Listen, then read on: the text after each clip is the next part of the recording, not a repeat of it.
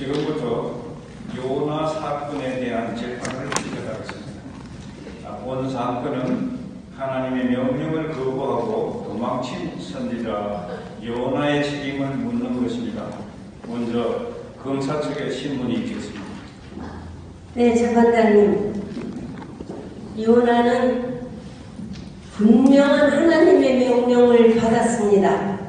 그러나 그는 순종치 않았고 도망쳐버렸습니다.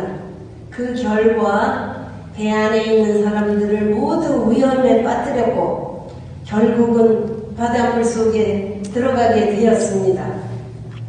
이는 요나가 단순한 실수가 아니고 하나님을 갖다가 거절한 또 그 명령을 불순종한 의도적인 것입니다.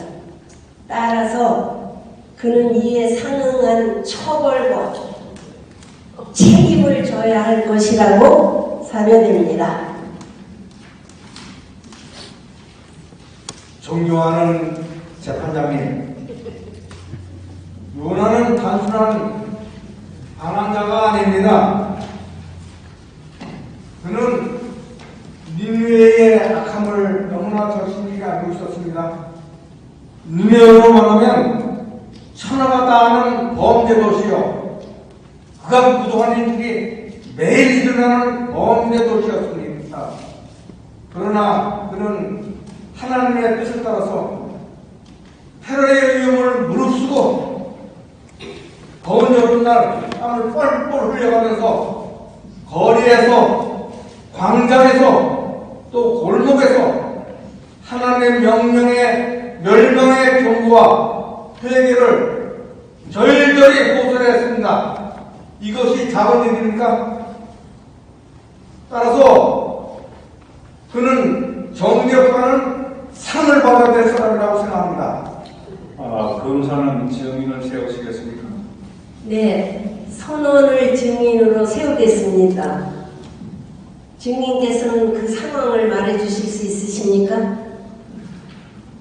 네, 그날 큰 폭풍이 일어났습니다. 제가 선원 생활 20년 동안에 그렇게 큰 폭풍은 처음 맞이했습니다. 제가 제 이름이 생각이 안 날 정도로 그렇게 심각하고 상황이었고 거대한 폭풍이었으니까요. 원인이 무엇이라고 생각하십니까? 네, 처음에는 저는 폭풍을 의심했어요. 그런데 가만 보니까 폭풍은 죄가 없고 그 요나 씨가 바로 원인이었습니다. 요나가 무엇을 했나요? 폭풍이 일어나고 배는 가라앉고 사람들은 어쩔 줄 몰라 울고 있는데 요나 씨만큼은 숙면 중이었습니다. 요나 씨처럼 그렇게 강도 있는 숙면을 취하는 사람 저는 처음 봤습니다. 재판장님, 요나 자신을 증인으로 세우고 싶습니다. 요나 씨는 증인석으로 나와봐 주세요. 왜 도망쳤습니까? 아닙니다. 저는 도망을 치긴 했는데 하나님께서는 니느웨를 용서하실 것을 저는 알았습니다. 그러면 하나님의 뜻보다 자신의 감정이 더 중요했다 이겁니까? 그건 맞습니다. 재판장님, 이의있습니다. 증인 측 변호사는 발언하세요. 그러나 결국 어떻게 됐습니까? 그래도 저는 결국에는 물고기 뱃속에서 회개를 했고 다시 하나님의 말씀에 순종을 했습니다. 재판장님, 이번에는 니느웨 사람들을 증인으로 세우고 싶습니다. 네, 증인 측 변호사는 심의하십시오. 요나의 설교에 어떤 일이 일어났습니까? 네, 우리는 모두 회개했습니다. 금식하고 또 함께 돌아왔습니다. 그 결과는 어떻게 됐습니까? 그 결과는 우리 용서를 다 받았습니다. 이제부터 양측의 최후 변론이 있겠습니다. 먼저 검사 측부터 변론하세요. 요나는 분명히 불순종했습니다. 하나님의 종으로서 책임을 져야 할 것이라고 생각됩니다. 존경하는 재판장님, 요나가 죽음에는 판단에 참으로 실수를 했지만 있어서 피했지만 하나님의 뜻을 깨닫고 죽음을 각오하고 전적으로 충성했습니다. 니느웨 사람들은 모두 회개하였고 하나님의 뜻을 이루었습니다. 따라서 이 사건은 심판보다 은혜와 은혜로 판결되어야 한다고 생각합니다. 존경하는 재판장님, 선처를 간곡히 부탁드립니다.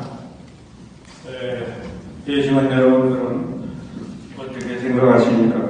요나가 유죄입니까? 무죄입니까?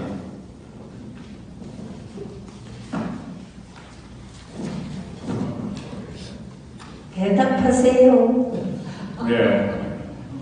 제가 지금 판결문을 낭독하겠습니다. 사건 2026 5화 0523 신성모독 직무유기 국외도피 및 공무집행 방해. 피고인 아미대의 아들 선지자 요나, 검사 최수지, 변호인 민원실. 주문 피고인은 무죄. 이유 1. 공소사실의 요지.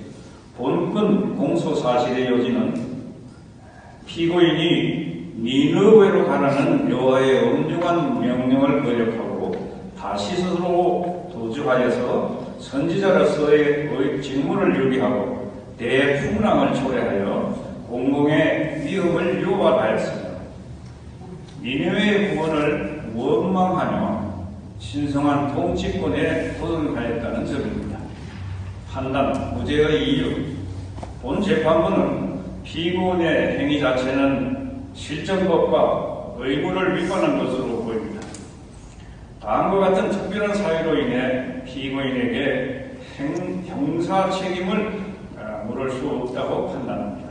거대 물고기 뱃속에서의 전인적 형 집행 완료, 일사부재리를 고찰한 것입니다. 피고인은 칠흑 같은 물고기 뱃속에서 3일간 머물면서 수월, 즉 엄부의 고통에 준하는 극심한 정신적, 신체적 징벌을 이미 받았습니다. 피고인은 그 안에서 자신의 과거를 철저히 자복하고 심경에 변화를 일으켰던 바, 이는 법이 구하는 인간의 개정의 점을 완벽히 충족한 상태입니다. 즉 사법적 단죄보다 더 엄중한 신적 징계가 이미 현장에서 집행 완료되었다고 보는 것이 타당합니다. 결과적 우회성과 공익적 기여, 범죄 성립의 조각.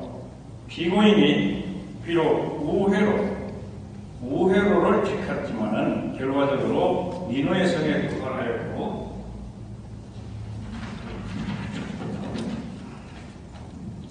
심판의 메시지를 선포했습니다. 이로 인해 좌우를 분별하지 못하는 12만여 명의 무고한 생명과 수많은 가축이 멸망의 위기에서 구원을 받았습니다. 피고인의 일시적 이탈은 결과적으로 니느웨의 집단 회개라는 그 거대한 선을 이루는 통로가 되었으므로 공동체에 실질적인 해를 끼치지 않았습니다. 다 초법적 통치권의 은혜와 용서, 소추권의 소명입니다. 본 사건의 최고 통치권자이자 피해자이신 하나님께서는 피고인의 원망과 불평에 대해 징벌 대신에 박능풀과 동풍이라는 시천과 교육을 통해서 피고인을 설득하시고 품으셨습니다. 참고로 요나서 4장 10절 11절을 읽으면은 내가 수고도 아니하였고 재배도 아니하였고 하룻밤에 났다가 하룻밤에 말라버린 이 밟는 풀을 맡겼거든. 하물며 이 큰 성읍 니느웨에는 좌우를 분별하지 못하는 자가 12만여 명이요 가축도 많이 있느니 내가 어찌 아끼지 아니하겠느냐. 이 선언은 피고인의 모든 허물을 덮어도 남는 무조건적인 자비와 은혜의 확증입니다. 최고 권력자가 피고인의 죄를 이미 용서하고 은혜로 품었으므로 하위 사법기관인 본 재판부가 피고인에게 다시 죄를 물어 형벌을 부과하는 것은 신성한 은혜의 원칙에 반합니다. 결론적으로 따라서 피고인의 행위는 하나님의 거대한 은혜와 자비의 통치 아래서 이미 용서되었고 죄책이 조각되었습니다. 소멸되었습니다. 형사소송법 제325조에 의거해서 피고인에게 그 구제를 청구하며 피고인이 선지자로서 남은 사명을 자비로운 마음으로 완수하기를 기대합니다. 2026년 6월 6일 재판장 판사 정재였습니다.